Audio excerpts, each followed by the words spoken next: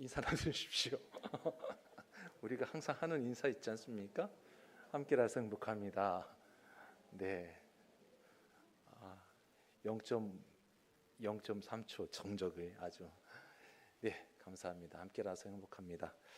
여러분들 학교 과학 시간에 아마 배워서 아시겠지만 공기가 없는 곳에서 어떤 그 물체를 똑같이 던지면 똑같은 속도로 떨어지게 됩니다. 근데 사실 공기가 있는 이 상황에서도요, 우리가 무거운 공과, 예를 들면 볼링공과 야구공을 떨어뜨리면 어떻게 될까요? 어느 공이 먼저 떨어질까요? 야구공? 볼링공? 선생님? 야구공과 볼링공이 똑같이 딱 떨어뜨리면 볼링공?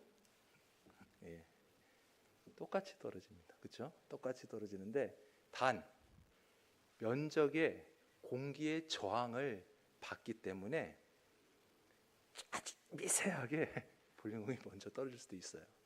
자, 그런데 그러한 것을 우리가 잘 알고 있기 때문에 시험지에서 무거운 물체는 가벼운 물체보다 빨리 떨어진다, OX 퀴즈가 나왔어요. 그러면 아니야, X야 하고 치게 되죠. 그런데 실생활에서는 가끔씩 이렇게 방금 이야기했던 것처럼 볼링공과 야구공을 했을 때 우리 생각에는 볼링공이 더 크니까 당연히 먼저 떨어질 거야 라는 이런 착각을 하기가 쉽다라는 거죠. 삶의 자리에서도 마찬가지로 그렇게 좀 우리가 혼동하는 경우가 있다라는 겁니다. 오늘 우리가 읽은 이 본문 말씀에 등장하는 사도 베드로가 지금 사실 그런 모습을 가지고 있어요. 어떤 모습이었느냐? 그는 하나님의 진리를 잘 알았습니다. 머리로는 너무나 잘 알고 있었는데 사실 삶 속에서는 그는 이미 생각의 편견 속에 사로잡혀 있었다라는 것을 우리는 보게 됩니다. 그런데 하나님께서는 그 편견을 깨트리기 위해서 바로 고넬료, 이방인 고넬료의 집에 바로 성령의 역사를 일으키시고 그곳에 가서 그곳에서 그의 생각과 그의 편견들이 완전히 한순간에 깨어지는 것을 경험하게 된다는 것이죠.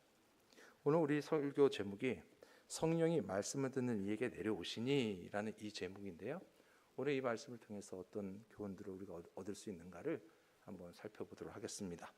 먼저 첫 번째, 하나님께서는 우리의 편견을 깨트리시고 늘 언제나 새로운 깨달음을 허락해 주신다라는 사실입니다. 베드로는 고넬료의 그 집안의 이제 가정에 방문을 해서 고넬료가 수많은 사람들을 초대를 해서 그 가정에 같이 모여 있었고요. 고넬료의 고백을 듣고 난 다음에 그 다음에 34절에 이제 이야기를 하기를, 내가 참으로 하나님은 사람의 외모를 보지 아니하시고 각 나라 중 하나님을 경외하며 의를 행하는 사람은 다 받으시는 줄 깨달았도다라고 하면서 고백을 하고 있습니다. 자, 여기서 깨달았다라는 이 표현이 매우 중요한데요, 베드로가 어떤 사실, 몰랐던 사실을 새롭게 아하 그렇구나 하고 깨달았다는 그런 깨달음이 아니라 사실 이미 알고 있었던 그 진리가 이제는 어떻게 해요? 진짜로 내 삶 속에 실제로 깨달아졌다라는 그런 표현이다라고 할 수가 있습니다. 사실 베드로는 이 진리를 너무나 이미 잘 들었고 알고 있었습니다. 세례 요한이 유대인이라고 해서 다 아브라함의 자손은 아니다라고 경고했던 말도 분명히 알고 있었고, 예수님과 함께 다니면서 가버나움 백부장 같은 이방인의 놀라운 믿음도 그는 직접 목격하기도 했습니다. 무엇보다도 예수님이 승천하시면서 땅끝까지 이르러 내 증인이 되리라고 하신 지상명령을 직접 들었던 장본인이기도 하죠. 그렇기 때문에 만약 베드로에게 하나님이 이방인을 구원하지 않으신다라는 이 명제를 가지고 OX 퀴즈를 낸다면 아니야 라고 X를 분명히 쳤을 거예요. 그런데 그럼에도 불구하고 베드로는 알고는 있지만 아직까지도 실제 삶 속에서 자신의 내면과는 여전히 이방인에 대한 깊은 편견이 자리 잡고 있었다는 것을 바로 우리는 이미 앞의 말씀들을 통해서 알고 있습니다. 하나님께서 환상으로 부정한 짐승들을 보여주셨어요. 그리고 잡아먹으라고 했을 때 뭐라고 했습니까? 아니요, 그럴 수 없습니다, 주님. 이건 부정한 음식입니다 라고 이야기했던 사람이 바로 베드로였죠. 머리로는 아는데 가슴과 삶으로는 하나님을 여전히 그 말씀에 믿지 못하고 있던 사람이 베드로였다라고 할 수 있는 겁니다.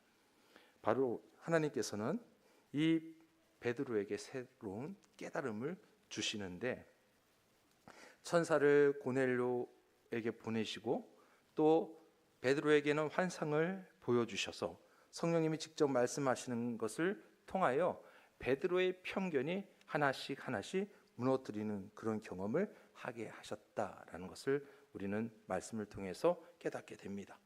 자, 이렇게 해서 이끌려면 당해서 베드로의 집 앞에 이제 왔는데, 자, 그는요, 분명히 베드로는 하나님의 손에 이끌려 그리고 왔기 때문에 지금 하나님의 손이 고넬료의 가정에 함께하고 있다는 것을 어쩌면 느낄 수도 있었을 줄 모릅니다.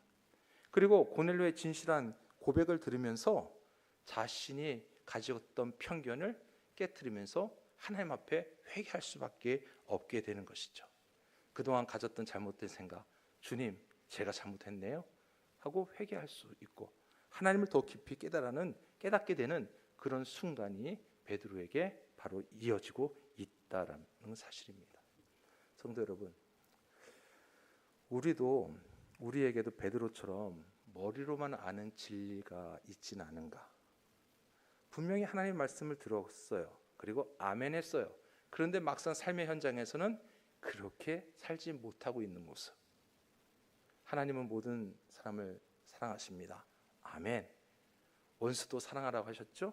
아멘. 이웃을 내 몸과 같이 사랑하라고 하셨습니다. 아멘. 그리고 우리는 아멘 하면서 살아가야 되는데, 정작 막상 마음에 들지 않는 사람이나 또 나와 다른 배경을 가진 사람이나 나에게 상처를 준 사람 앞에 서면 어찌합니까? 그 진리를 알지만 진리대로 사랑하지 못하는 모습도 우리에게 있음을 우리는 고백하게 됩니다. 하나님께서는 오늘도 우리의 굳어진 선입견과 또 편견을 깨뜨리시는 분이심을 우리는 분명히 믿어야 합니다. 하나님께서는 단지 하나님의 그 진리를 아는 것으로만 그치지 아니하시고 삶 속에서 너희들의 생각과 편견을 깨뜨리고 하나님의 말씀대로 그럼에도 불구하고 구체적으로 실천하며 살아가기를 원하신다는 사실을 여러분들 우리가 분명히 믿기를 간절히 소망합니다. 두 번째는, 복음이라는 것은 예수 그리스도를 증언하는 것이고, 그리고 그 말씀에는 놀라운 권세가 있다라는 사실입니다. 베드로는 이제 이 고넬료의 집에 들어가서 그 집에 모인 사람들에게 복음을 전하기 시작하지요. 고넬료를 비롯한 그의 가족과 친척과 친구들은 이제 이 베드로가 무슨 말을 해야 되는지 하는지 이제 귀를 쫑긋 세우고 마치 스펀지가 물을 쫙 빨아들이는 것처럼 그런 자세로, 그리고 또한 목토 같은 마음으로 말씀을 받아 먹으려고 베드로 앞에 지금 다 앉아 있다라는 거예요. 그래서 뭐라고 하고 있습니까? 33절에 보게 되면은 하나님이 당신에게 명하신 모든 것을 들으려고 우리가 다 하나님 앞에 있나이다 라고 지금 고백을 하고 있다는 것이죠. 그렇게 지금 어떻게 해요? 사모하는 마음으로 그 고넬료 가정에 모여있는 사람들이 다 앉아 있는 거예요. 베드로 설교가 시작이 됩니다. 그런데 이 베드로의 설교는요, 길지 않습니다. 길지 않지만 기독교 복음의 가장 위대한 핵심을 완벽하게 전하고 있는 생명의 메시지를 지금 전하고 있다라는 사실입니다. 베드로는 이 말씀을 전하면서 가르치기보다는 오히려 자신이 직접 보고 들은 바를 그대로 전하는 증인으로서의 사명에 충실하고 있음을 우리가 바라보아야 합니다. 그는 먼저 사람의 외모를 보지 아니하시는 하나님, 고넬료와 자신을 만나게 하시는 그 하나님의 은혜를 높이면서 설교를 시작하고 있는데요. 그러면서 이야기 메시지의 초점이 무엇입니까? 오직 예수 그리스도 한 분에게만 맞춰져 있다라는 사실입니다. 다른 얘기 안 하고 있어요. 오직 예수 그리스도이세요. 만유의 주 되신 예수 그리스도를 통하여 전하여진 그 평강의 복음을 선포를 하고 있어요.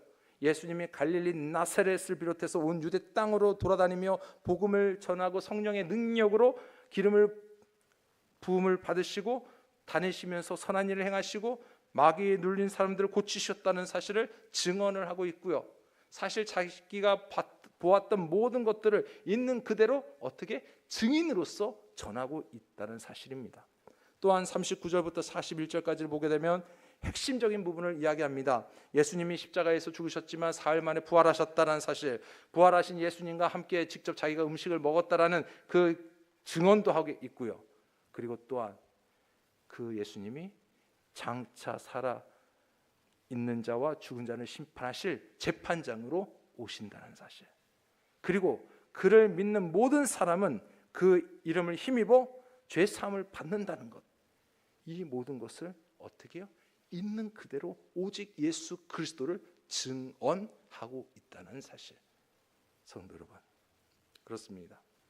우리 예수님의 십자가의 그런 죽으심과 부활을 통해서 여러분, 하나님과 사람 사이에 막힌 담이 완전히 허물어졌다는 사실을 우리도 분명히 믿습니다.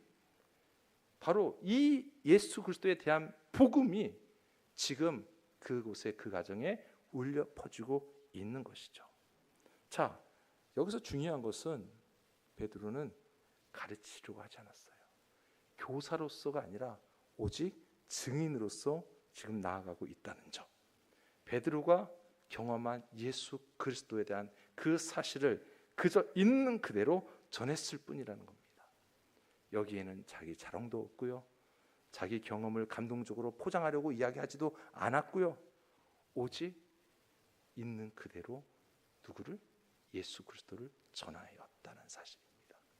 그런데요, 바로 여기에 놀라운 권세가 담겨져 있고, 그리고 복음의 기적이 일어나고 있다는 사실입니다. 우리가 설교를 여러분들이 많이 듣고 또 목회자들은 설교를 늘 준비를 합니다. 이 설교 시간은요, 오직 예수 그리스도만을 전하는 시간입니다. 오직 구원의 주님이신 예수 그리스도를 드러내는 시간이지요. 그래서 예수 그리스도가 온전히 선포되어질 때에 비로소 이 말씀 속에 있는 하나님의 능력이 분명히 나타나게 된다는 사실을 우리는 믿습니다. 그래서 예수 그리스도의 그 십자가와 부활이 드러나야 된다는 사실입니다. 그것이 빠지면 그냥 어떤 좋은 이야기로만 끝날 수밖에 없고 영혼을 살리지는 못한다는 것을 우리는 알아야 되는 것이죠. 여러분, 예수 그리스도에 대해서 어디에서 주님에 대한 이야기를 들을 수가 있겠습니까? 오직 교회입니다. 교회에서만 주님의 말씀을 들을 수가 있는 것이잖아요. 그렇기 때문에 모든 설교 시간은 오직 주님이 드러내야 된다는 것을 우리는 저 역시도 말씀을 준비하면서 깨닫고 여러분도 아셔야 되는 거예요. 그런데 놀라운 사실이, 이렇게 예수 그리스도가 증거되어질 때에 그곳에 하나님의 역사가 일어나게 된다는 것입니다. 하나님의 역사가 나타난다는 거예요. 그 예수 그리스도를 증거하는 그 말씀의 자리에 성령 하나님께서 함께 하신다는 사실을 확실히 믿으시기를 바랍니다. 그래서 세 번째가 성령이 말씀 듣는 이에게 내려오시니라는 거예요. 오늘 이 설교 제목을 사실 오늘 말씀을 통해서 제가 찾았습니다. 44절 말씀에 베드로가 이 말을 할 때 성령이 말씀 듣는 모든 사람에게 내려오시니라고 하였습니다. 베드로가 예수님을 믿어야 죄사함을 얻고 그리고 새 생명을 얻는다는 이 복음의 진리를 선포했을 때 그 자리에 놀라운 기적이 지금 일어나는 거예요. 베드로가 설교가 다 끝나고 나서 말씀을 듣는 사람들에게 성령이 내려오신 것이 아니라 말씀이 선포되어지고 있을 때에 성령께서 이미 내려오고 계셨음을 볼 수가 있습니다. 그래서 지금 이 말씀에서 핵심적인 게 두 가지 표현인데요. 이 말을 할 때에, 자, 이 말을 할 때가 무엇입니까? 예수 그리스도에 대해서 지금 증언하고 있을 때예요. 주님에 대한 부분을 이야기하고 있을 때라는 거죠. 그리고 또 말씀 듣는 모든 사람에게라는 거예요. 말씀 듣는 모든 사람에게, 지금 그 자리에서 말씀을 듣는 모든 사람에게 누가? 성령 하나님이 내려오셨다. 여러분, 성령은요, 설교가 다 끝나고 예배가 다 끝나고 우리가 이제 성령 집회합시다, 기도합시다, 그때 임하는 게 아니세요. 복음이 선포되는 바로 그 순간에, 말씀을 통해서 귀를 통해 들어가고 마음에 와닿는 그 순간에 여러분, 성령께서 찾아오심을 분명히 믿으시길 바랍니다. 그런데 아무나하게 임하신 게 아니에요. 아무나하게 임하신 게 아니라 말씀을 들으려고 모인 이들에게, 그 자리에 마음을 열고 사모하는 이들에게 성령께서 찾아오셨습니다. 성령께서 그 자리에 이미 찾아오셔서 만져주고 계시다는 거예요. 자, 이 사건은요, 사실 지금 이 고넬료 가정에서 성령 임재 이 사건은 사실 앞에 말씀에도 보면은 몇 번의 성령 임재 사건들이 있어요. 그런데 그것과 또 달라요. 사도행전 8장에 보면 빌립이 전도할 때도, 자, 그때도 이제 하나님이 역사하시고 성령께서 역사하시는데 빌립이 전도할 때 뭐 했겠습니까? 주님을 전하는 거죠. 근데 그때는 주님을 전할 때에 성령께서 임하지 않으셨어요. 언제 임했느냐? 빌립이 전도하고, 그리고 베드로와 요한이 거기에 모였던 사람들에게 안수할 때 성령이 임하셨다는 거예요.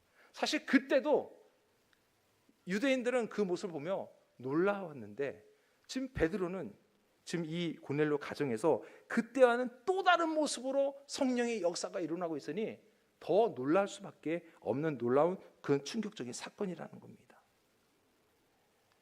유대인과 피 한 방울도 섞이지 않는 이방인 사람들이 모인 그곳, 아직 세례도 베풀지 않았고 아직 안수도 하지 않았는데 그저 말씀만 들었을 뿐인데 예수 그리스도의 복음이 선포되어지는 그 순간에 그 자리에 모인 모든 사람들에게 성령이 내려오셨다는 것. 여러분, 이것이 놀라운 성령 하나님의 역사의 모습입니다.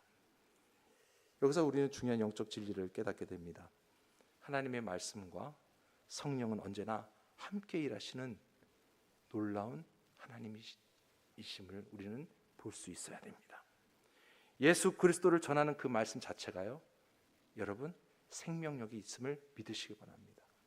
그리고 성령을 임하시게 하는 하늘의 권세가 어디에 있느냐? 예수 그리스도를 증언하는 말씀에 있다는 사실도 믿으시길 바랍니다. 그래서 예수님이 하신 일, 예수님의 그 자체를 선포되어질 때, 복음이 선포되어질 때 그 자리에 성령 하나님이 그곳에 임하신다는 사실을 믿음을 갖고 여러분들이 나아갈 수 있기를 간절히 소망합니다. 왜요? 이미 하나님께서는 우리를 통해서 예수 그리스도가 누구인지를 우리는 알고 깨닫게 되고 또 그분을 모시고 우리는 구원받은 자들로 살아가고 있기에, 우리가 예수 그리스도를 경험한 우리가 그 주님을 증거할 때에, 오직 예수 그리스도가 누구신지를 선포할 때에 그 자리 그곳에 성령께서 임하여 주셔서 그 말씀을 듣는 사람들의 마음을 찌르시고 쪼개시고 깨트리시고 변화시킨다는 사실을 여러분들이 확실히 믿음을 갖고 나가시기를 간절히 소망합니다. 왜요? 성령 하나님이 하시는 일이기 때문이에요. 성령 충만, 우리가 이야기하지만 성령 충만이 어떤 특별한 곳에서만 일어나는 것이 아닙니다. 뭐 금식을 하고 신비로운 체험을 하면서 산 속에 들어가서 기도하고 그때만 성령 충만이 아니에요. 성령 충만이 나 홀로 잠잠히 기도하는 시간에도 성령 충만이 있을 수 있는데, 오늘 말씀을 통해서 우리가 깨닫는 것은 말씀을 들을 때 성령이 임하신다는 사실을 우리는 분명히 믿습니다. 그래서 성령은요, 말씀의 영이신 거예요. 예수 그리스도도 말씀의 영이신 거고요. 그래서 예배 때마다, 설교를 들을 때마다 여러분들의 마음을 여시기 바랍니다. 먼저 내 마음을 열고 믿음으로 말씀을 받을 준비를 하는 그 과정이 성령 충만을 받을 수 있는 그런 태도의 모습이요, 자세라는 사실도 우리는 분명히 아셔야 되는 거예요. 성령 충만 사모하십니까? 성령 충만 사모하는 방법 다른 게 아니에요. 사모하시면 돼요. 말씀이 오늘 나에게 어떻게 다가올까? 그 말씀을 통해서 내가 어떻게 내 삶에 적용할 수 있을까? 그 말씀 속에 예수 그리스도가 어떤 분이신지 다시 한번 내가 어떻게 깨달을 수 있는가? 이것들을 사모하며 나갈 때 이미 성령께서 내 마음을 만지시고 움직이신다는 사실. 여러분, 그리고 또한 제자들이 기도할 때에 성령이 임재했다는 겁니다. 그래서 말씀과 기도를 우리가 붙잡고 나아가면 성령께서 임하셔서 성령께서 일하신다는 사실도 분명히 우리는 믿어야 합니다. 자, 네 번째는 그렇게 이제 하나님께서 하나님의 뜻에 굴복하며 나가는 삶으로 성령 받은 사람들을 이제 바꾸어 주신다는 거예요. 그 삶을.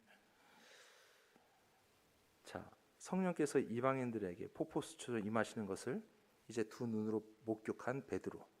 사실 충격이었죠. 아니, 속으로 아마 이렇게 생각했을 겁니다. 아니, 이방인들도 우리와 같이 성령을 받는다고? 그런 생각 안 하겠습니까? 왜? 이미 선입견을 가졌던 이였는데, 이방인과 우리 유대인은 같이 할 수 없어라고 생각했던 사람인데, 아니 그런데 말씀을 들을 때 저 이방인들이 성령을 받고 있다고? 이 모습을 보면서 그는 깨달을 수밖에 없었던 거죠. 그리고 하나님 앞에 고꾸라질 수밖에 없었고요, 하나님 앞에 항복할 수밖에 없었어요. 성령의 역사가, 성령의 권능 앞에 그는 다 내 자신의 생각과 편견과 이 모든 것들을 다 굴복할 수밖에 없는 그런 자세로 낮아지게 돼 있다는 사실입니다. 성령의 임재는 그곳에 모인 사람들을 굴복시킨다는 사실. 고넬료의 가정에 모인 수많은 이방인들, 예수 그리스도의 복음을 통해서 그들도 온전히 복음 앞에 굴복하게 되었고요. 주님을 증거했던 베드로 역시도 이제 이방인들까지도 차별 없이 구원하시는 하나님의 광대하신 그 사랑 앞에 이제 그도 굴복할 수밖에 없었다라는 사실입니다. 성도 여러분, 베드로는 그 광경을 보고 머뭇거릴 수가 없었어요. 그래서 47절에 이에 베드로가 이르되 이 사람들이 우리와 같이 성령을 받았으니 누가 능히 물로 세례 베품을 금하리요. 이방인들에게 물로 세례 준다는 건 있을 수 없는 일이라고 했다는 그런 생각을 버릴 수 있게 된 거예요. 어찌 금할 수 있겠느냐? 하나님께서 이렇게 역사하고 계시고, 하나님께서 이들을 사랑하시고, 하나님께서 이들에게 성령으로 함께하고 계시는데 내가 직접 눈으로 보았는데 굳이 왜 세례를 베풀지 못하겠느냐? 할 수 있다라는 거예요. 머리로만 알고 있던 말씀이 완전히 성령 하나님을 인정하게 되고, 그리고 이제 그 말씀 앞에 다시 한번 고꾸라지며 순종하는 사람으로 베드로는 변하게 되었다는 겁니다.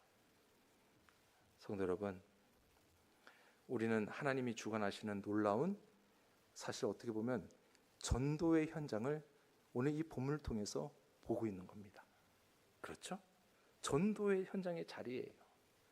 모든 민족을 제자로 삼아 아버지와 아들과 성령의 이름으로 세례를 베풀 그 현장이 지금 여기서 지금 일어나고 있다는 겁니다. 성도 여러분, 말씀이 있는 그 자리가 성령이 임재하는 자리인 줄 믿으시기 바랍니다.